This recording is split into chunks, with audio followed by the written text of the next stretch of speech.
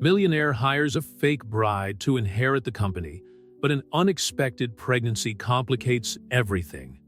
The reflection in the private elevator mirror showed a different Benjamin Crawford than usual. His hands trembled slightly as he adjusted his navy blue tie, and beads of sweat glistened on his forehead, despite the freezing air conditioning of the Crawford building in Manhattan. At 35, he was about to make the most important and possibly desperate decision of his life. "Mr. Crawford, your assistant has confirmed that you will be in your office in 5 minutes." The voice of Karen, his secretary, echoed over the intercom. Benjamin took a deep breath, watching the elevator doors open on the 50th floor. The empire his grandfather had built was literally in his hands. Or rather, in the answer he would receive from Sophia Chun in the next few minutes. The clause in his grandfather Richard Crawford's will was clear and irrevocable. In order to become president of Crawford Industries, the heir had to be married. A family tradition that, according to the patriarch, would guarantee stability for the company. The deadline was exactly 90 days away when Benjamin would turn 36. Sophia Chun, 32, born in San Francisco to Chinese immigrants, was the obvious choice.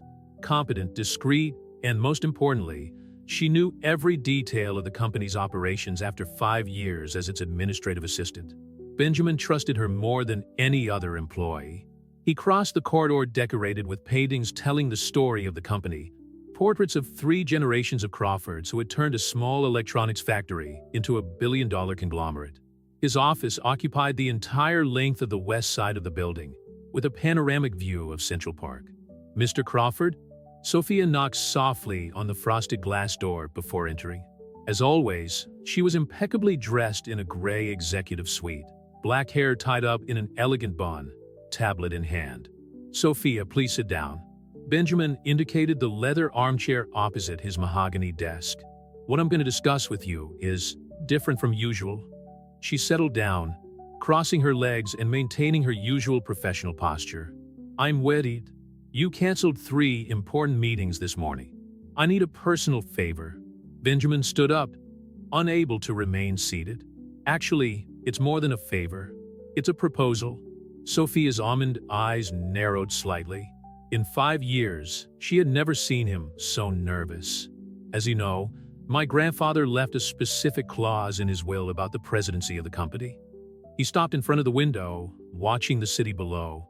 "I have to get married in 3 months." "Yes, the whole board is aware of that," Sophia replied, her voice maintaining its usual professional tone. Benjamin turned to face her. "I want to propose an arrangement, a marriage of convenience. With me." The silence that followed was deafening. Sophia remained motionless, her face a mask of professional composure, but her fingers lightly squeezed the edge of the tablet. "The compensation would be generous," he continued, the words coming out quickly. $5 million, a penthouse on the Upper East Side, and a guaranteed executive position in the company. After 2 years, we could divorce discreetly." "Why me?" Sophia finally asked, her voice low but firm. "Because I trust you. You know the company, you understand how everything works. It would be a beneficial partnership for both of us." Sophia stood up slowly, adjusting the skirt of her outfit. "What if I told you there was something you didn't know about me? Something that could completely change your decision?" Benjamin's heart raced. "What are you talking about? Maybe we should discuss this somewhere else." Sophia checked her wristwatch. "Tonight, at La Bernardine, at 8. Some matters are best discussed outside the office." Before Benjamin could reply, the door opened and Marcus Reynolds, Vice President of Finance, rushed in. "Ben, we need you in the conference room now. The Japanese have preempted the video conference." Benjamin cast a questioning glance at Sophia, who nodded discreetly before leaving the room. As he followed Marcus down the corridor, his mind was racing. What secret could Sophia be keeping that would affect his plans? The afternoon dragged on between meetings and phone calls, but Benjamin could hardly concentrate.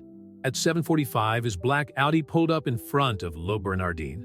The maitre d' led him to a discreet table at the back of the restaurant, where Sophia was already waiting for him, now wearing a simple but elegant black dress.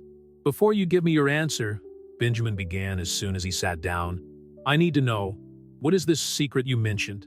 Sophia took a sip of water, her fingers trembling slightly as she set the glass down. 3 months ago, I discovered something in the company's old archives. Something about your grandfather and my grandmother. The world seemed to freeze around Benjamin. The secret Sophia was keeping wasn't just hers. It was a secret that connected their families in a way he could never have imagined. Le Bernardin, with its soft lighting and refined atmosphere, seemed to suffocate Benjamin at that moment. His hands gripped the cutlery tightly as he tried to process Sophia's words. The mention of a connection between his grandfather and her grandmother made his stomach turn. "Go on," he managed to say, his voice huskier than he had intended. Sophia opened her bag and took out a weathered envelope. "I found these letters when I was organizing the old files in the basement of the company. They're from 1962. She carefully slid the papers across the table. Their date coincides with the founding of Crawford Industries. Benjamin picked up the letters with trembling hands. His grandfather's elegant handwriting was unmistakable, addressed to a certain Machen. "Machen was my grandmother," Sophia explained, her voice soft. "She worked as a translator for your grandfather during his first negotiations with Asian companies. What these letters reveal is that she was instrumental in Crawford's early success." The words in the letters began to make sense as Benjamin read. His grandfather described in detail how May had not only facilitated negotiations, but also developed crucial strategies for the company's expansion in Asia. More than that, the letters revealed a deep admiration and even affection between them. "My grandmother had a degree in electronic engineering from Peking University," Sophia continued. "She developed several of the initial patents that made Crawford stand out on the market, patents that were registered in your grandfather's name alone." Benjamin's blood ran cold. The implications of that revelation were devastating. Why didn't she ever claim the credit? It was 1962, Benjamin. An Asian woman could never achieve recognition in the American corporate world. Sophia took another sip of water. Besides, there were personal complications. Benjamin found a photograph among the letters. In it, his grandfather and a young Asian woman with a serene beauty were standing in front of a commercial building under construction, the first Crawford Industries office. "They fell in love," Sophia said softly. "But your grandfather was already married to your grandmother, Catherine. May decided to go back to China when she found out she was pregnant," Benjamin added, a sudden realization hitting him. "Your father, he's your father's half-brother, Benjamin. We're cousins." The silence that followed was interrupted only by the soft clink of cutlery from nearby tables. Benjamin felt as if the ground had disappeared beneath his feet. The entire Crawford empire, all the history he knew, was founded on a secret that could destroy everything. "Why are you telling me this now?" "Because you need to know the truth before you propose any marriage agreement." Sophia leaned forward. "And because your grandfather's will has more than just the marriage clause. There's a letter kept with the family lawyer, which should be opened when the new president takes over. A letter which, I suspect, contains Richard Crawford's confession about Mei Chen's true role in founding the company." Benjamin ran his hands over his face, trying to organize his thoughts. "Do you want your share of the company?" "I want justice for my grandmother," Sophia replied firmly. "I want her story to be known and her legacy to be recognized. I'm not after money or power, Benjamin. I'm after the truth." The maitre d' discreetly approached to take their orders, but Benjamin dismissed him with a gesture. His appetite had completely disappeared. "You could have used that information to blackmail me," he observed. "Why didn't you do that?" "Because I'm not that kind of person, and because, despite everything, I respect what Crawford has become. I don't want to destroy the company. I just want the story to be corrected." Benjamin studied Sophia's face, looking for any sign of manipulation or deceit. He found only the same sincerity and competence that he had always admired in her. "What about my marriage proposal? I think now you understand why it would be complicated." Sophia carefully put the letters back in her bag. "Besides, there's something else you need to know. Crawford's Asian division is facing serious problems that don't appear in the official reports. Problems that could affect the whole company in the coming months." Benjamin's cell phone vibrated, an urgent message from the office. Another crisis to manage, another problem to solve. But for the first time in his life, business seemed secondary to the personal revelations he had just received. "We need to talk more about this," he said, getting up. "About all this. Can we meet tomorrow? My apartment, away from prying years?" Sophia nodded, also getting up. "At 7. And Benjamin, there's more. Much more you need to know." As he watched Sophia leave, Benjamin realized that his life had changed irrevocably in the last few hours. The marriage of convenience he had planned would now be impossible. But perhaps that was just the tip of the iceberg. The secrets of the past threatened not only his future in the presidency, but the entire Crawford legacy. Benjamin's apartment on Park Avenue seemed strangely empty that night, despite its sleek, modern decor. Sitting in his private office, he had spent the last few hours obsessively investigating every mention of Mei Chun in the company's digitized records. The findings had left him even more disturbed. When the doorbell rang at 7 o'clock, Benjamin had already drunk 2 shots of whiskey, something he rarely did.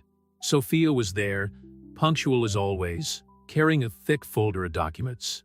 "I thought you should see this before we continue our conversation," she said, handing over the folder as she entered. Her navy blazer contrasted with a white silk blouse, maintaining her usual professional elegance even outside the office. Benjamin led her into the living room, where a panoramic view of Manhattan served as a backdrop for the conversation that would change their lives. "I found more information about your grandmother in the archives," he began. "She wasn't just a translator, she was a visionary." "Yes," Sophia confirmed, taking a seat on the Italian leather sofa. "The patent she developed for integrated circuits revolutionized the industry at the time. But there's more, Benjamin. The Asian division is facing a crisis because it abandoned the principles she established." Benjamin opened the folder, finding detailed reports on production failures in the Shenzhen factories. "How did you get this information?" "I have contacts in China. Family, actually. The problem isn't just technical, it's structural. Crawford has moved away from the quality control practices that my grandmother implemented. The new executives are cutting costs in dangerous ways." The implications were serious. If these problems came to light, the company's shares would plummet, and Benjamin could lose the presidency before he even took over. "Why do you care?" he asked, studying her face. "After everything my grandfather did to your family," "Because Crawford isn't just about your grandfather or my grandmother. It's about thousands of employees, about innovation, about a legacy that goes beyond our families." Sophia stood up, walking over to the window.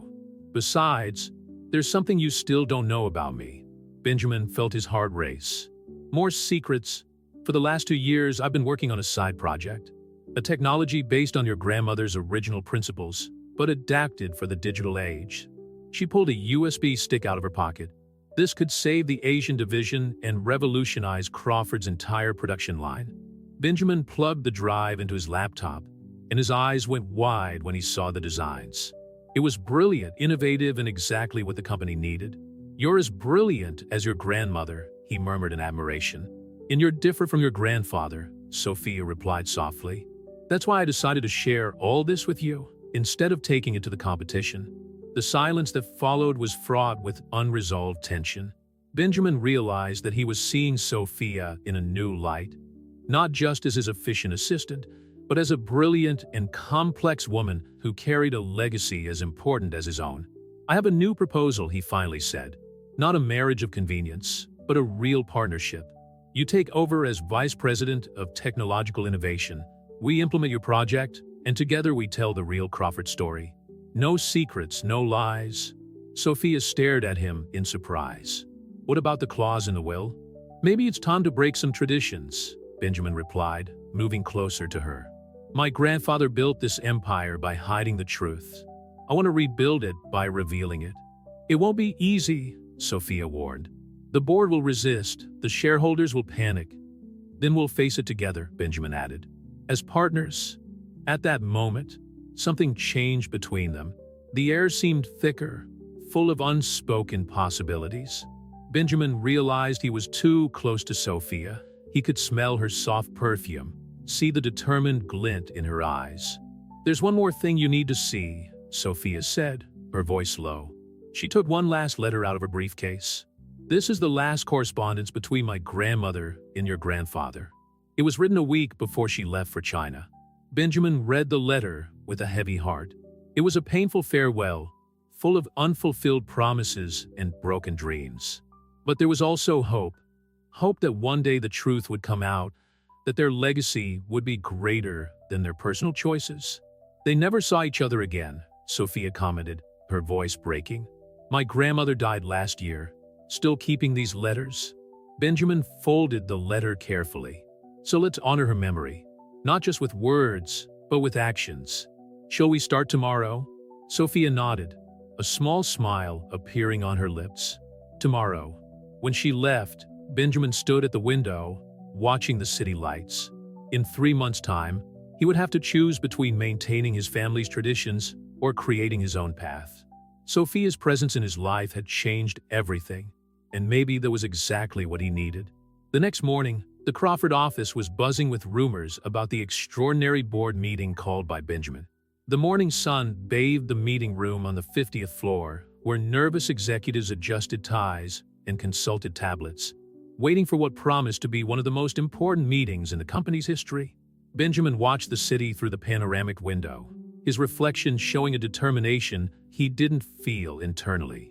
Next to him, Sophia was discreetly organizing a presentation that would change the course of Crawford forever. Are you sure about this? She whispered, her fingers brushing lightly against his arm. I've never been more sure of anything in my life, Benjamin replied, turning to face the 12 board members who were beginning to take their seats. Marcus Reynolds, the financial vice president, was the first to break the tense silence. Benjamin, this meeting is highly irregular. We have the video conference with Shenzhen in an hour. The video conference will have to wait, Benjamin replied, his voice firm. What we're going to discuss today affects Crawford's entire future. Sophia began the presentation, projecting historical documents onto the main screen. Richard Crawford's letters to Machen appeared, enlarged and digitally restored. Gentlemen, Benjamin began, for 60 years, Crawford has built its reputation on a foundation of innovation and excellence. Today, we discover that this foundation is deeper and more complex than we imagined. The buzz of surprise grew when Sophia presented the original patents, the technical designs signed by Machen, and the records proving his fundamental contribution to the company's early success. This is ridiculous, exclaimed Harold Patterson, the longest-serving member of the board. Richard Crawford built his company from scratch. Not alone, Sophia interjected, her voice calm but firm. And the problems we face today in the Asian division are a direct result of abandoning the principles established by Machen. Benjamin projected the current reports from Shenzhen, revealing production failures and questionable cost-cutting practices. The board members' faces paled at the figures. But we have a solution, he continued, giving way for Sophia to present her revolutionary project. A technology that not only fixes our current problems, but projects Crawford into the future. Over the next hour, Sophia detailed her innovation, a brilliant fusion between her grandmother's original principles and the needs of the digital age. The board members, initially skeptical, began to show genuine interest. That's impressive, admitted Marcus Reynolds. But how would we implement these changes without causing panic in the market? I have a plan, Benjamin replied. First, I appoint Sophia Chun as the new Vice President of Technological Innovation. Second, we announce a strategic restructuring of the Asian division, gradually implementing the new system. What about the marriage clause? Asked Patterson, his eyes narrowed. You have less than 3 months, Benjamin. Crawford needs to evolve, Benjamin declared. If the board doesn't accept my proposals, including revising this obsolete clause, I'm prepared to give up the chairmanship. The silence that followed was deafening. Sophia felt her heart racing, aware of how much Benjamin was risking. We need time to discuss this, Marcus said at last. I suggest a 48-hour recess. Benjamin agreed with a nod. As the board members left, muttering amongst themselves, he and Sophia remained in the meeting room. You've just risked everything, she said softly. No, he replied, turning to face her. For once, I'm doing the right thing. The rest of the day passed in a whirlwind of phone calls and emergency meetings. In the evening, Benjamin invited Sophia to his apartment for dinner, a strategic discussion that turned into something more personal. My grandmother used to say that big changes require big sacrifices, Sophia commented, watching the city light up from the balcony. But also great partnerships. Benjamin approached, handing her a glass of wine. You know, it's ironic. When I proposed that marriage of convenience, I was only thinking of maintaining control. Now, I'm willing to lose everything to do what's right. Maybe you don't have to lose anything, Sophia suggested, her eyes meeting his. Maybe it's possible to honor the past and still build a different future. The moment was interrupted by Benjamin's cell phone. An urgent message from Marcus Reynolds requesting a private meeting the next morning. Do you think we managed to convince them? Benjamin asked, putting the phone away. I think we've given them something to think about, Sophia replied. And sometimes, that's all you need to start a change. As the evening progressed, they both knew that the next 48 hours would determine not only Crawford's future, but also their own. The legacy of Richard Crawford and Mei Chan hung over them as a reminder of what was at stake. Not just a company, but the chance to right past wrongs and build something new and true. The next morning, Marcus Reynolds' office on the 49th floor emanated a palpable tension. The financial vice president had arrived 2 hours earlier than usual, his tired eyes revealing a bad night's sleep as he reviewed piles of documents on his mahogany desk.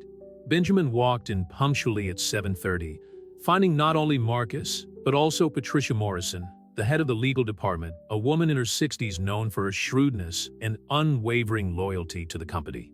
I thought it best to include Patricia in this conversation, Marcus explained, gesturing for Benjamin to sit down.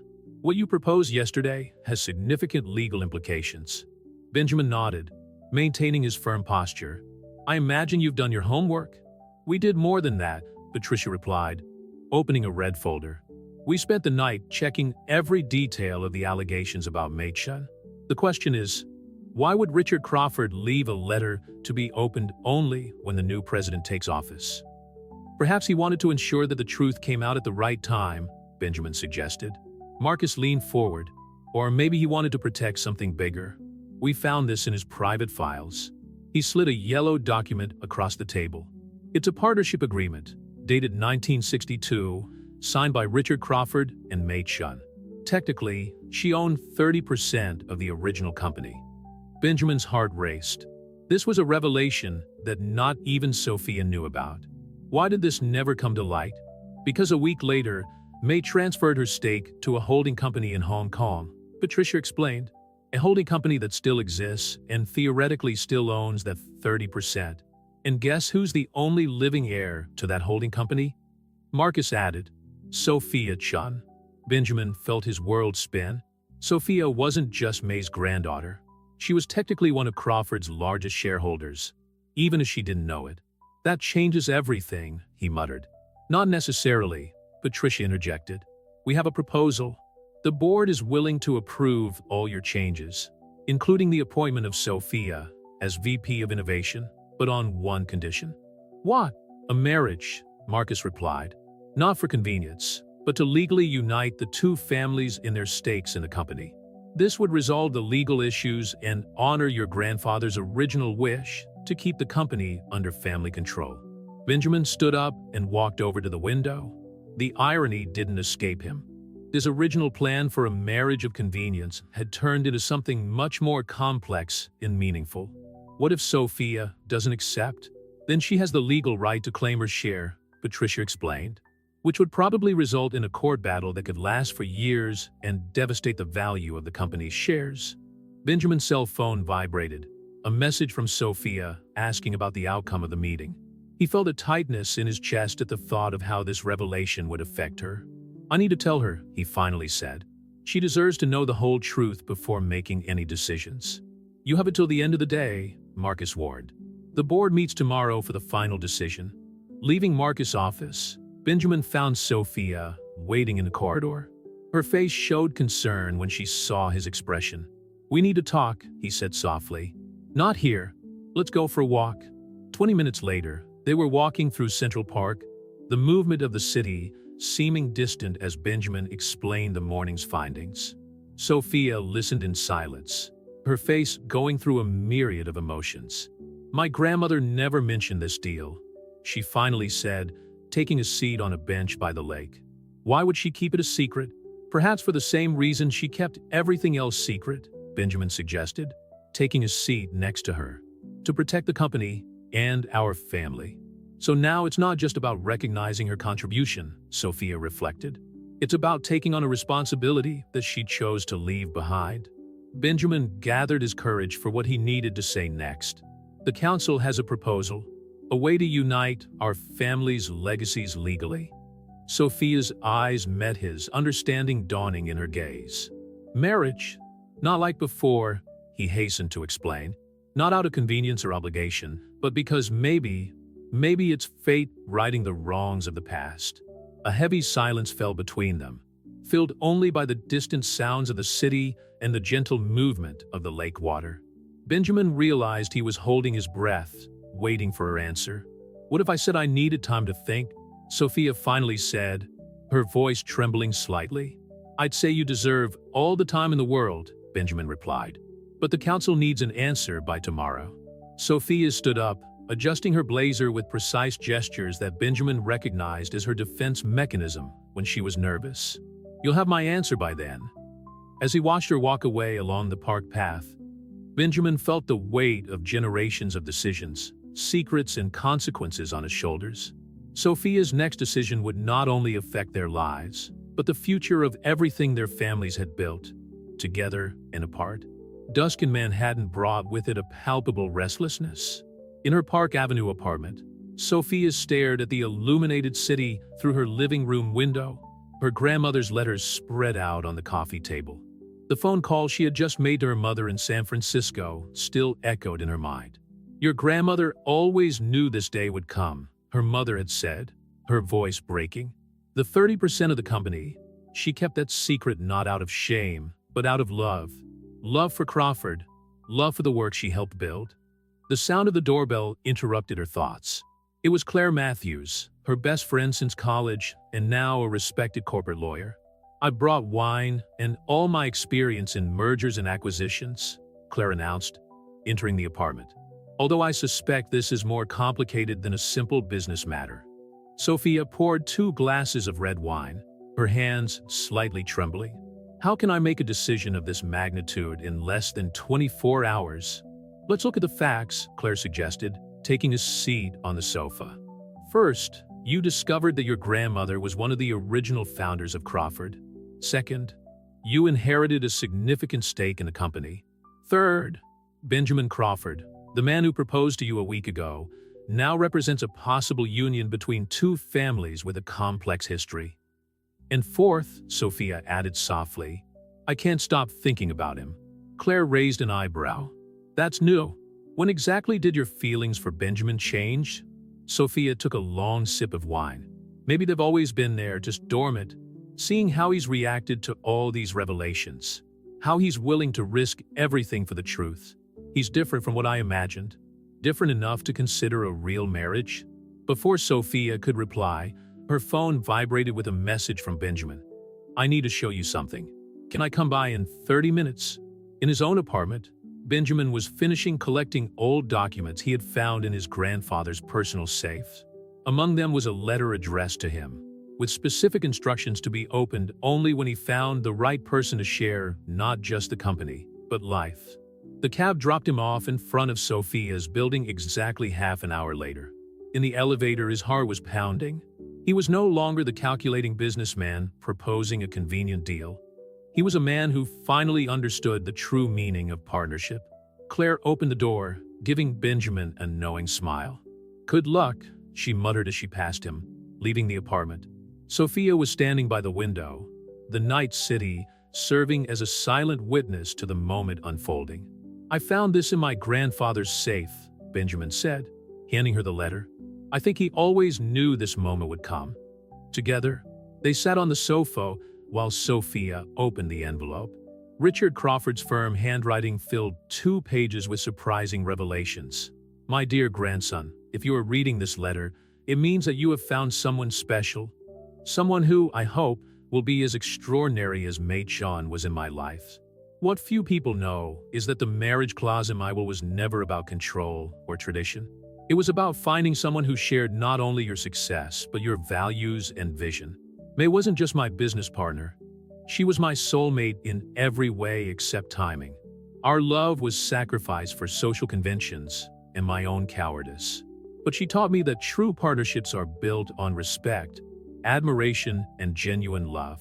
The 30% of the company that belongs to the Hong Kong holding company isn't just a number on a piece of paper. It's the legacy of a love that I could never fully live out, but which helped build something bigger than ourselves.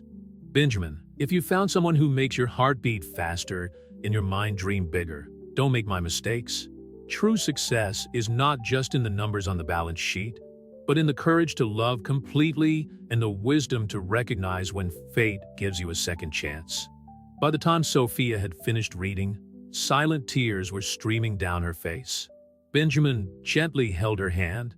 "I'm no longer proposing a settlement or a business solution," he said softly. "I'm asking for a chance to build something together, something that honors the past but looks to the future, something based on true love, not convenience." Sophia looked up, finding in Benjamin's gaze all the sincerity and vulnerability he had always hidden under his professional facade. "How can we be sure that this isn't just fate pushing us to right the wrongs of the past?" she asked. "Maybe that's exactly what it is," Benjamin replied, stepping closer. "But it's also about who we become, about how we complete each other in a way that goes beyond any business deal." The silence that followed was filled with the weight of decades of history, forbidden love, and second chances. The city continued its frenetic pace outside, oblivious to the moment of transformation taking place in that room. "Yes," Sophia finally whispered, a soft smile lighting up her face. "Yes to rebuilding Crawford together. Yes to honoring our grandparents' legacy. And yes to us." Benjamin pulled her into a hug, feeling as if all the pieces of a complex puzzle were finally falling into place. Tomorrow, they would face the council together. But at that moment, they were just two people discovering that sometimes love has its own plans, regardless of agreements or conveniences. The next morning dawned with a different energy in the Crawford building. The buzz in the corridors was inevitable. Employees whispered about the board meeting scheduled for 10 o'clock, and rumors about drastic changes in the company's leadership circulated like electric currents through the building's 50 floors. Benjamin arrived early, impeccable in his navy blue suit, but with a serenity that contrasted with his usual tense posture. In the reception area on the 50th floor, he found Sophia talking to Marcus Reynolds. She was wearing a dark red executive suit that conveyed confidence and determination.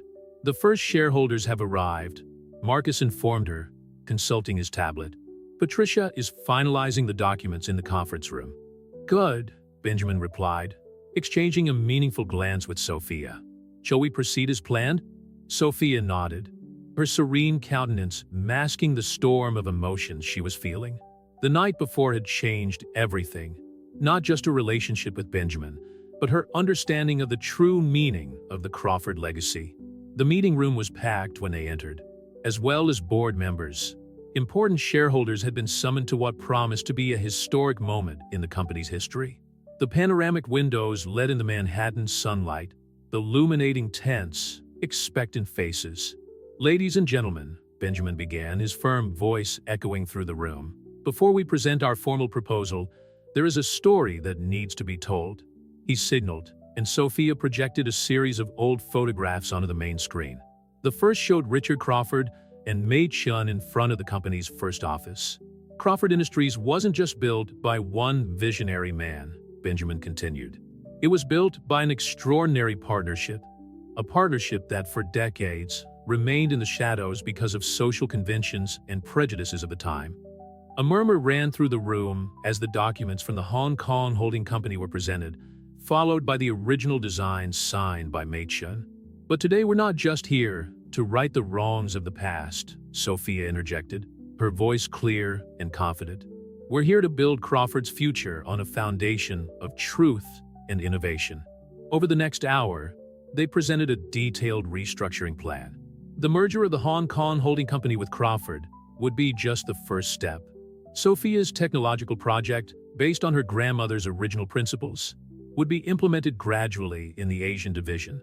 with the potential to revolutionize the entire production line. "What about the presidency?" asked Harold Patterson, his voice laden with skepticism. "The clause in the will is still valid." Benjamin and Sophia exchanged a look before he replied, "Yes, it's valid, and it will be respected." A tense silence filled the room as Benjamin approached Sophia, taking her hand. "Last night," he continued, "we discovered one last letter from my grandfather. A letter that not only revealed the truth about his partnership with Mei Chun, but also expressed his wish for Crawford to be led by someone who understood the true meaning of partnership, both in business and in life. Sophia and I," Benjamin continued, "decided to honor that wish, not through an agreement of convenience, but through a true union, a union that represents not only the merging of two families, but the realization of our grandparents' original dream." Patricia Morrison was the first to break the silence, a discreet smile on her lips. "The documents are ready to be signed. The merger of the holding company, Sophia's appointment as Vice President of Innovation, and the marriage papers, if he wished to proceed today."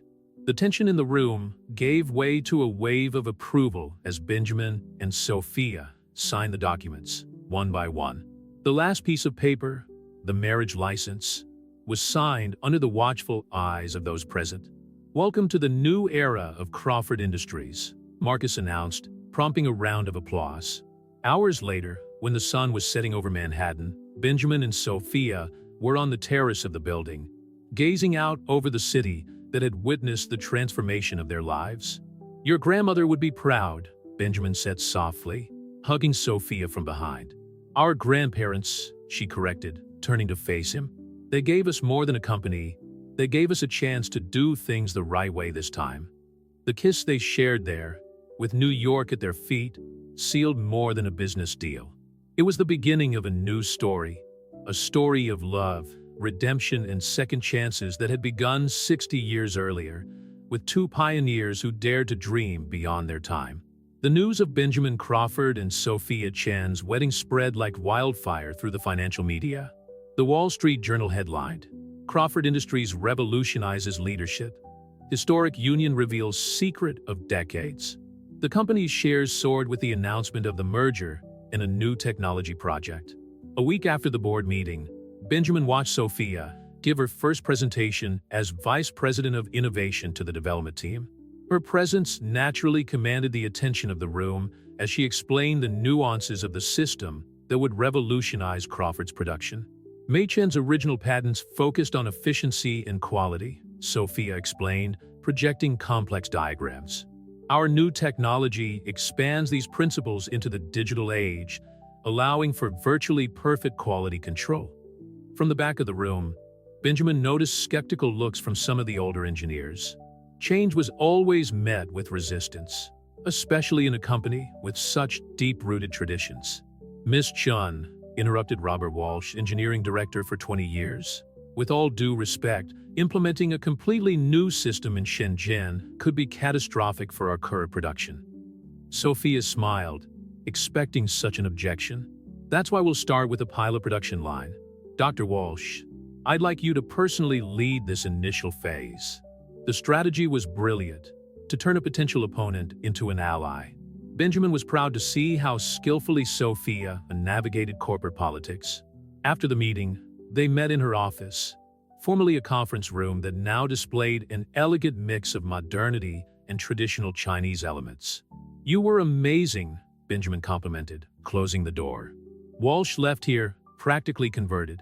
"I learned from the best," Sophia replied, lightly touching the photo of her grandmother on the table. May always said that real change happens through collaboration, not imposition. Benjamin's phone vibrated. A message from Marcus about the press conference scheduled for the following day. The official announcement of the wedding and the changes in the company would attract international attention. "Are you ready to face the reporters tomorrow?" he asked, noticing a shadow of concern pass across her face. "Almost. I'm still processing how my life has completely changed in 2 weeks." Sophia moved closer to the window, watching the movement of the city below. From administrative assistant to vice president and CEO's fiancé. It seemed surreal. Benjamin joined her, his hands finding hers. There are times when I wonder if it's real too. But then I remember the letters, the projects, everything our grandparents built together, and I realized that maybe we were destined for this moment. A soft knock on the door interrupted them. It was Patricia Morrison, carrying an old briefcase. "Sorry to intrude," she said, entering the room, "but we found something in the archives that you need to see before tomorrow's press conference." The folder contained old photographs and newspaper clippings from the time Crawford was founded. In one of the photos, which was particularly touching, Richard Crawford and May Chun were in a laboratory, poring over blueprints and prototypes. "Look at the date," Patricia pointed out. "This photo was taken exactly 1 week before May left for China. And look at this." She showed a notebook where calculations and technical drawings were mixed with little personal notes in Chinese and English. "These are codes," Sophia realized, her eyes widening.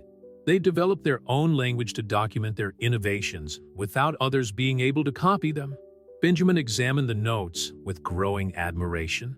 It wasn't just a case of forbidden love. They were true intellectual partners. "Exactly," Patricia agreed. "And there's more. We found records of correspondence between them that continued for years, always disguised as business communications with the Hong Kong holding company." As they delved deeper into the documents, an even richer story of love and innovation revealed itself.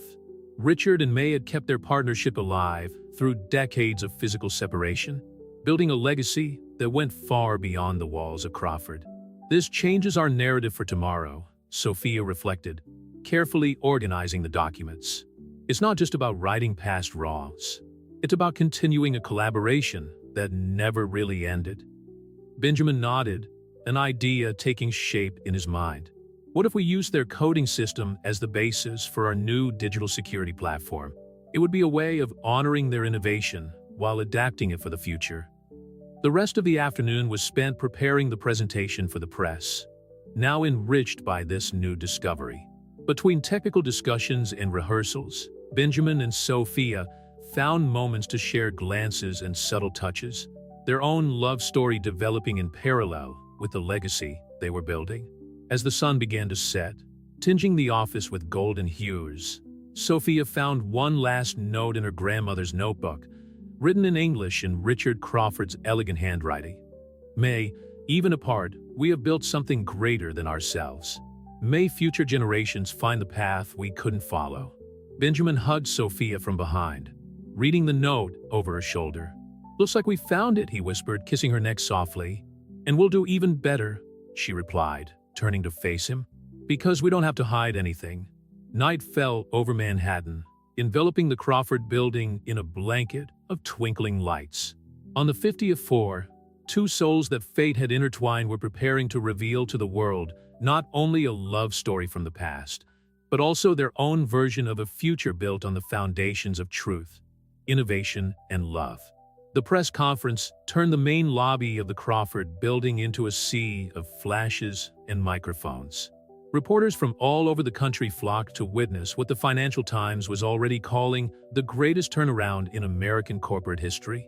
Benjamin discreetly adjusted his tie as he watched Sophia chatting with Patricia backstage. She wore a navy blue dress that perfectly matched her suit, a deliberate choice to visually represent their union on camera. 3 minutes, Marcus announced, checking his watch. "The main news networks are live." A buzz went through the crowd as Crawford's senior executives began to take their places on the stage. Benjamin felt the familiar tightening in his chest as he saw his grandfather's picture projected on the big screen, an image from the 1960s that now carried a whole new meaning. "Ready?" he whispered to Sophia, offering his arm. "More than ever," she replied, entwining her arm in his.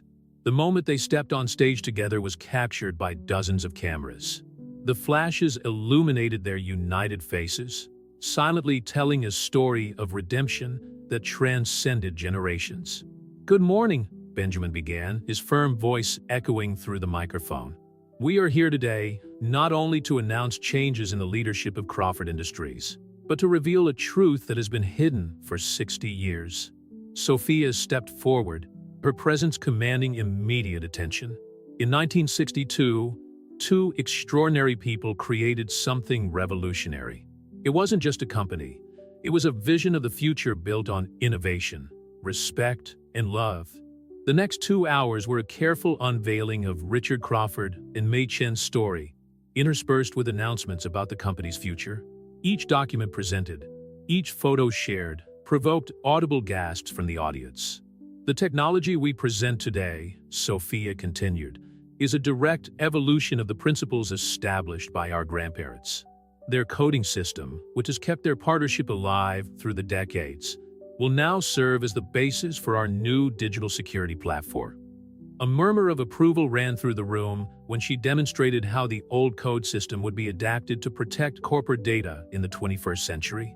But beyond technological innovation, Benjamin resumed, today we celebrate something deeper, the union of two families, two histories, two legacies that were always destined to meet. The reporter's questions came in cascades, each one more incisive than the last. How would the discovery affect shareholders? What would be the impact on Asian operations? Was the marriage just a corporate maneuver? It was at this point that Sophia surprised everyone, including Benjamin, by taking the microphone and sharing something personal. 5 years ago, when I started as an administrative assistant, I found a note written by my grandmother in her diary. She said, "True love knows no boundaries of time or circumstance." At the time, I didn't fully understand the meaning of those words. Today, looking at Benjamin, at our team, at the future we are building together, I finally understand. The silence that followed was broken by spontaneous applause. Several people in the audience discreetly dried their tears. After the press conference, as the reporters dispersed and the technical teams dismantled the equipment, Benjamin found Sophia in her office, gazing out of the window at the city. "You never mentioned that diary note," he said softly, moving closer. "Some truths need the right moment to be revealed," she replied, turning to face him. "Like us." Benjamin pulled her into an embrace, smelling the soft scent of her hair. "Do you know what impresses me the most? How every new discovery about our grandparents seems to bring us closer together.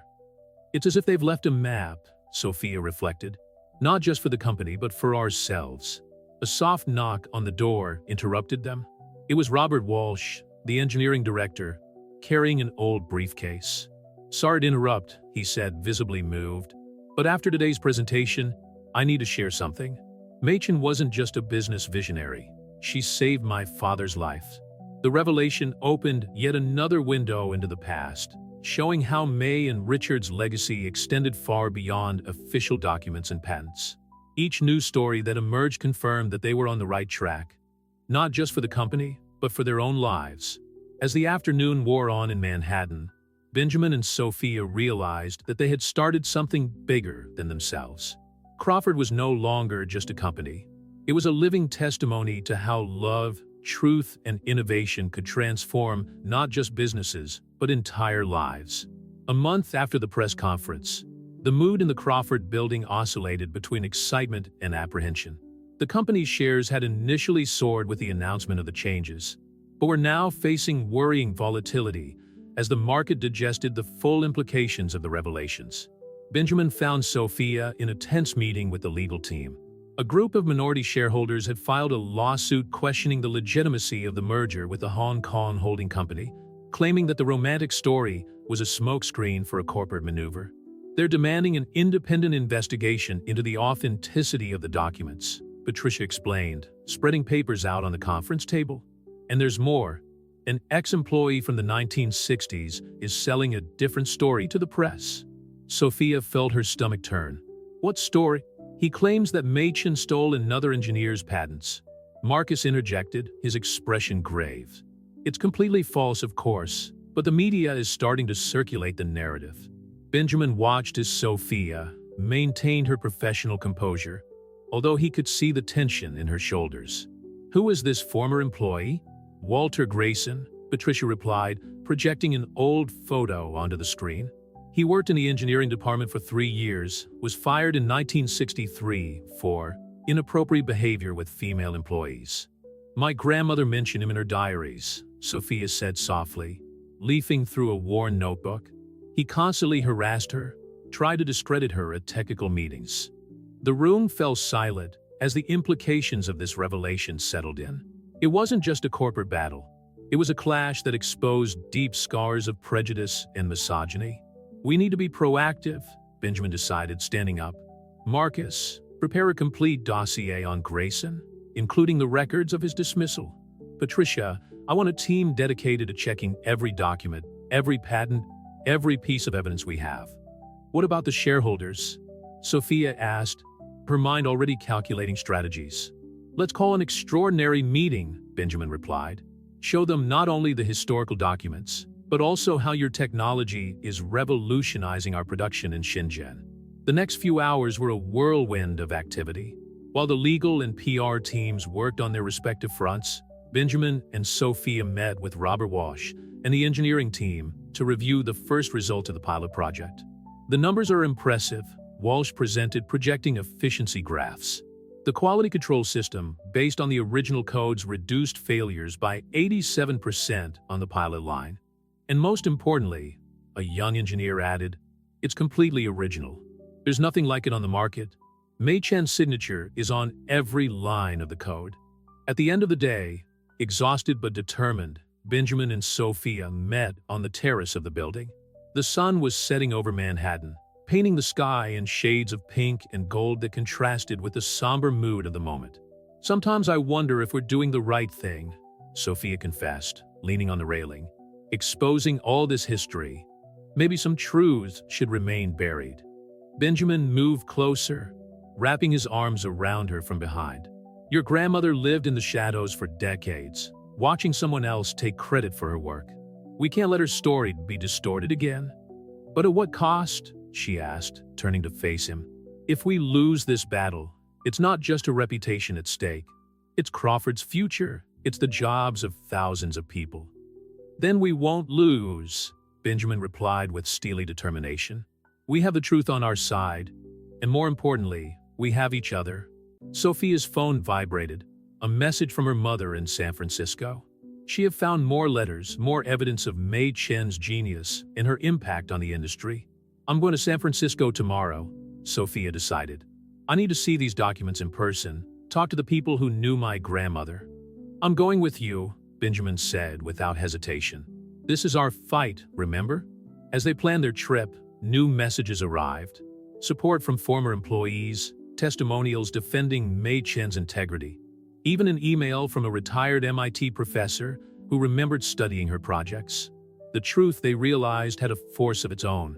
Like water finding its way through rocks, it emerged slowly, inexorably, no matter how long it took. Do you know what strikes me most? Benjamin commented as they walked down to his office. How each attack only seems to strengthen our cause. Every lie exposed reveals more truths about your grandmother. And about us, Sophia added softly. Every challenge brings us closer together, makes us stronger together. That night, as the city lit up under the night sky, they worked side by side, preparing for the battles to come. Richard and May's story had waited 60 years to be told. Now it was up to them to make sure it was told correctly. Fighting for the truth had its price, but as Benjamin and Sophia would discover, some things were worth any cost. The legacy they were protecting wasn't just about patents or profits. It was about love, courage, and the transformative power of truth. The trip to San Francisco turned out to be more significant than Benjamin and Sophia had imagined. Sophia's mother's apartment, located in a charming Victorian building on Nob Hill, held not only documents, but decades of carefully preserved memories. Li Chun, a 70-year-old woman with piercing eyes identical to her daughter's, welcomed them with a mixture of anxiety and determination. On the antique dining table, dozens of boxes were waiting, each containing fragments of Mei Chen's extraordinary story. Your grandmother knew this day would come, Li told Sophia in Mandarin, while pouring green tea into delicate cups. She kept records of everything, not just to protect herself, but to protect the legacy she built with Richard. Benjamin watched the interaction between mother and daughter, noticing how Sophia naturally alternated between English and Mandarin, bridging two worlds just as her grandmother had been. Although he didn't understand the language, he could feel the emotional weight of the conversation. Here, Li continued in English. opening a sealed box. These are the original technical diaries. May documented every experiment, every innovation. But most importantly, she carefully removed a yellowed envelope. These are the letters Richard sent after she returned to China. Sophia translated the letters while Benjamin examined them. They were different from the business correspondence they had found in the Crawford archives. These were deeply personal, revealing a man devastated by the departure of his true love. He tried to convince her to come back, Sophia explained, her voice breaking. He offered to leave everything to start again somewhere else. But May knew that would destroy the company they had both built with so much sacrifice. And there was more at stake, Lee added softly. May was pregnant by my older brother. In 1960s China, a child out of wedlock with an American, she shook her head. The consequences would have been devastating for everyone. Benjamin felt his heart squeeze. His family's history was intertwined with pain and sacrifice far deeper than he had imagined. How did she manage to keep her brilliant mind occupied in China? Lee smiled, a glint of pride in his eyes. May never stopped innovating. Under different names, she kept developing technologies. Some of the biggest Chinese electronics companies today owe their early success to her secret consultancies. As they looked through the documents, one particular photograph caught everyone's eye. It showed May in her makeshift laboratory in Shanghai in 1975, surrounded by young female engineers. She may not have received the public recognition she deserved, Lee explained, but she dedicated her life to mentoring other women in science. Her true legacy goes far beyond patents. The afternoon progressed as they delved deeper into May's personal archive. Each document revealed not only her technical genius, but also her extraordinary strength of character. Among revolutionary projects, there were notes about her hopes for the future, especially for her granddaughter. She wrote this when you were born, Lee told Sophia, handing her a special notebook. Her predictions for the future technology, and her hopes that you would one day be able to complete the work she started. Benjamin watched Sophia absorb her grandmother's words, silent tears streaming down her face. At that moment, he understood that his fight wasn't just about clearing May's name or saving Crawford. It was about fulfilling the dream of an extraordinary woman who sacrificed everything for innovation and love. We need to take these documents to New York, he finally said, not just to prove our case, but to inspire the next generation of innovators at Crawford. Lee nodded, but hesitated before speaking. There's one more thing you need to know. May left a final letter, which was to be opened only when the truth came out. The time has come. The envelope Lee had taken from a safe built into the wall was sealed with red wax, the Chinese character for truth printed on the seal. Sophia opened it with trembling hands, while Benjamin held her free hand. The contents of the letter would change not only the course of their current battle, but the entire future of Crawford Industries. May Chun had left one last innovation, one that would prove, beyond a shadow of a doubt, her fundamental contribution to the company and offer a path to the future that no one had imagined. May Chen's final letter changed everything. Inside the envelope, in addition to her parting words, were detailed technical schematics of a technology that was decades ahead of its time, a quantum processing system that she had theorized as early as the 1960s, but never had the opportunity to develop. Impossible, muttered Robert Walsh, examining the diagrams at an emergency meeting in Crawford's development lab. She foresaw quantum computing concepts before the terms to describe them even existed. Sophia, who had spent the evening translating her grandmother's technical notes, nodded. She called it natural harmonic computing.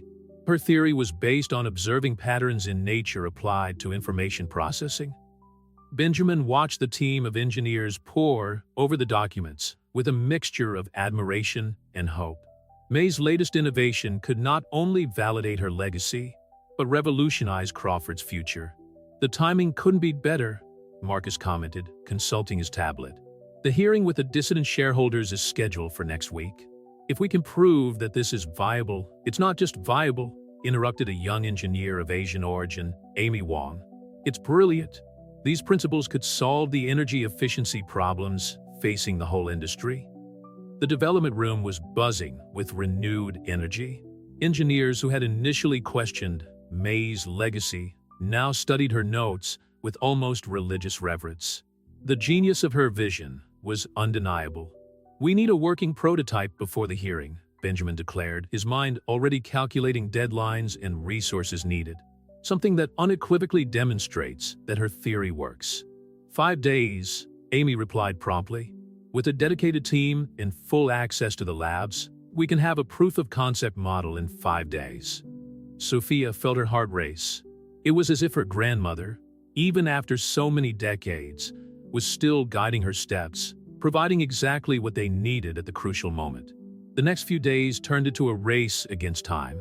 Crawford's development lab operated 24 hours a day, with teams taking turns and shifts. Benjamin and Sophia practically lived in the building, coordinating efforts and providing necessary support. The day before the hearing, as they watched Amy and her team carry out the final tests on the prototype, Sophia found another note hidden among her grandmother's technical diagrams. "To my granddaughter, when this moment arrives, remember that true innovation is born not only from the mind, but from the heart." Every line of this project carries not only calculations, but love for science, for discovery, and for the man who shared these dreams with me. May you find your own way to unite reason and emotion, as I have. Benjamin, reading over his shoulder, felt his eyes water. "Your grandmother wasn't just decades ahead in technology," he said softly. "She understood that the greatest advances come when we allow our humanity to guide our intelligence." A shout of celebration from the test team interrupted the moment. The prototype had worked, and the results were even more impressive than they had expected. "The numbers are insane," Amy explained, projecting performance graphs. "The system processes information with 1/10 of the usual energy, and the error rate is practically zero." Patricia Morrison, who had been following the developments closely, immediately began preparing patent documentation. "This changes everything," she declared. "Not only does it prove Mei Chen's genius, but it establishes Crawford as a leader in quantum computing." The night before the hearing, Benjamin and Sophia finally allowed themselves a moment's rest on the terrace of the building.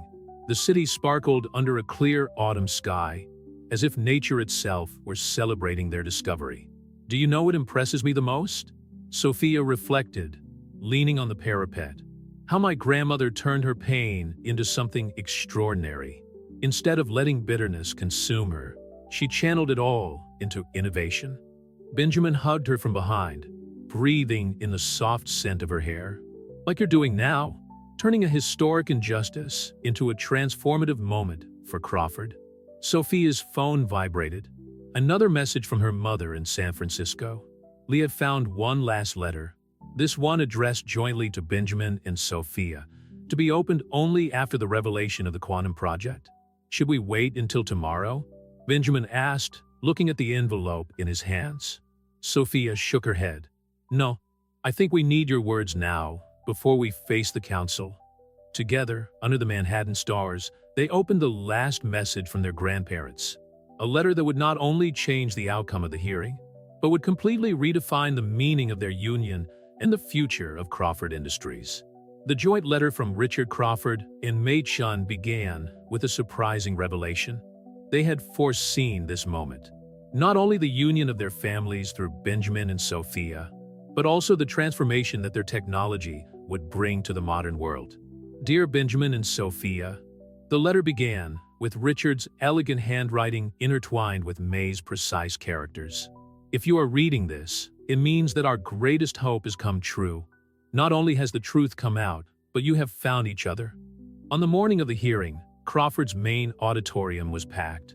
Shareholders, executives, and journalists flocked to what promised to be one of the most decisive moments in the company's history. Benjamin adjusted his tie as he watched Sophia take one last look at the presentation with Amy Waugh. "The opponents have arrived," Marcus whispered, moving closer. "Walter Grayson is with them, and he's brought 3 retired engineers to testify against us." Benjamin nodded, maintaining the outward calm he had learned from his grandfather. "Let them in. It's time to end the story once and for all." The presentation began with Patricia Morrison detailing the legitimacy of the historical documents. Each piece of evidence was meticulously presented, each of Grayson's claims systematically dismantled with irrefutable facts and records. Then Sophia took the stage. Her presence was magnetic, a perfect blend of May's elegance with a strength of her own that commanded respect. "Ladies and gentlemen," she began, "today we are not just defending historical truths. We are presenting the future." With a gesture, she signaled for Amy to begin the demonstration of the quantum prototype. The numbers and graphs that filled the screens were impossible to ignore. The system developed from Mei Chen's theories didn't just work. It outperformed any similar technology on the market by an impressive margin. "Impossible," Grayson interrupted, standing up. "Those figures can't be right. No technology from the 1960s could have predicted." "Exactly," Sophia replied, her voice calm but firm. Mei Chen wasn't just developing technology for her time. She was designing the future, a future that we can now realize. Benjamin watched as the shareholders' faces changed from skeptical to amazed as Amy demonstrated the system's practical applications. The energy efficiency, the precision of the calculations, the elegance of the solution. Everything pointed to a technological revolution that would put Crawford decades ahead of the competition. "But there's something else," Benjamin said, taking his seat next to Sophia. "Something our grandparents left specifically for this moment." He projected the joint letter onto the screen, his words deeply touching everyone present. Richard and May had documented not only their professional collaboration, but also their shared vision for the future of Crawford, a company that would unite the best of East and West, of tradition and innovation. They knew this day would come, Sophia continued, her voice laced with emotion. Not just the revelation of the truth, but the moment when Crawford would become something greater than its origins. The vote that followed was almost unanimous. The dissenting shareholders, faced with irrefutable evidence and the promise of a revolutionary future, withdrew their objections. Even Walter Grayson, visibly shaken, left the auditorium in silence. Hours later, in Benjamin's office, the core team was quietly celebrating. Amy couldn't contain her enthusiasm as she discussed the development possibilities with Sophia, while Marcus was already calculating the impact on the company's shares. "Your grandmother would be proud," Benjamin said softly to Sophia, finding a private moment between the celebrations. "Not just for today's success, but for how you handled it all with grace and dignity." Sophia smiled, tears of joy shining in her eyes. "Our grandparents gave us more than a company or a revolutionary technology. They gave us an example of how love can transcend time and circumstance." Night fell over Manhattan when they were finally alone, contemplating the city from the terrace that had become their special place. The letter from their grandparents rested between them, its last words echoing in their hearts.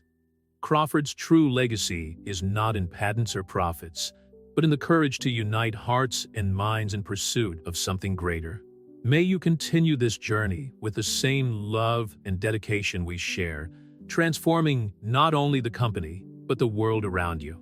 Benjamin hugged Sophia, feeling how their destinies had intertwined in ways that neither of them could have foreseen. Crawford's future was secure, but more importantly, they had discovered a truth that transcended business: the transformative power of true love and innovation born from the heart. 6 months after the historic hearing that changed the course of Crawford Industries, the company building pulsed with a different energy. The corridors, once dominated by sober corporate attire, now saw a harmonious mix of traditional executives and young engineers, symbolizing the fusion of legacy and innovation that Benjamin and Sophia had achieved. The development lab, expanded to occupy 3 entire floors, became the beating heart of the new Crawford. Amy Wong, now director of quantum innovation, led an international team that turned Mei Chen's pioneering visions into tangible reality. "The first commercial units will be ready in 2 months," Amy reported during the morning board meeting. "The field tests have exceeded all expectations." Benjamin watched with pride as Sophia led the meeting. As Vice President of Technological Innovation, she had revolutionized not only the company's products, but its entire culture. The mentoring system she implemented, inspired by her grandmother's secret work in Shanghai, was training a new generation of inventors and leaders. MIT University wants to establish a partnership. Marcus added, consulting his notes. They proposed to create the Machen Institute for Advanced Computing. The news provoked smiles around the table. It was yet another validation of the legacy they had fought to preserve and expand. After the meeting, Benjamin found Sophia in her office, now decorated with an elegant mix of modern art and historical photographs. The most prominent showed Richard Crawford and Maid Sean in their laboratory, their smiles frozen in a moment of pure creative joy. "I received an interesting letter today," Sophia said, handing Benjamin an envelope. "It's from a National Museum of American Innovation. They want to make a permanent exhibition about pioneers in technology, with my grandmother as the central figure." Benjamin smiled, remembering how, only months before, they had fought for the truth about May to be recognized. "The world is finally ready for your story." "Our story," Sophia corrected gently. "Crawford isn't just about technology or business. It's about how love can transcend decades and transform lives." The intercom interrupted the moment, Karen announcing the arrival of Walter Grayson. The former employee had requested a meeting, his first appearance since the hearing. Benjamin and Sophia welcomed him together. Grayson looked smaller somehow, the weight of years and regrets visible on his bowed shoulders. "I'd come to apologize," he said without preamble, "and to bring this." He placed an old folder on the table. "These are projects that May developed in 1962. I kept them all these years, out of shame, out of envy. It doesn't matter anymore. They belong here." Grayson's belated honesty was yet another piece fitting into the puzzle of the past. The projects revealed even more of May's genius, including concepts that could complement her work in quantum computing. In the afternoon, on the terrace that had become their private refuge, Benjamin and Sophia reviewed the new documents while the Manhattan sun painted the sky in golden hues. "Every time we think we know the whole story," Sophia reflected, "we discover more layers, more depths." "Like our relationship," Benjamin replied, taking her hand. The engagement ring, a unique piece that combined Eastern and Western design, sparkled in the evening light. "We started with an agreement of convenience and found something much deeper." The wedding was scheduled for next month, a ceremony that would symbolize not just the union of two people, but the conclusion of a love story that had begun 60 years earlier. Chen would arrive from San Francisco next week for the final preparations. She would bring with her the traditional qipao that May had never been able to wear at her own wedding, now carefully restored for Sophia. "Do you know what thrills me the most?" Sophia said, turning to face Benjamin. "How our grandparents turned their pain into hope. They couldn't live their love openly, but they planted the seeds so that we could." Benjamin pulled her close, feeling how their destinies had intertwined in ways that no trade agreement could have predicted. "And now we have the responsibility to continue their legacy, not just at Crawford, but in everything we do." The sound of young laughter caught his attention.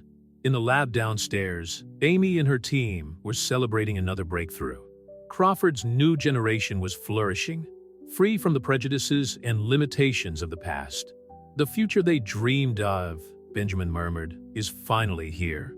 And it's even brighter than they imagined," Sophia added. As night fell over Manhattan, Benjamin and Sophia stood on the terrace, their hearts full of gratitude for the past that had brought them together and hope for the future they would build together. Crawford Industries was no longer just a company. It was a testament to the transformative power of love, truth, and innovation. Somewhere, Richard Crawford and Machen smiled, knowing that their impossible love had paved the way for something extraordinary, a union that transcended businesses, cultures, and generations, proving that some bonds are truly unbreakable.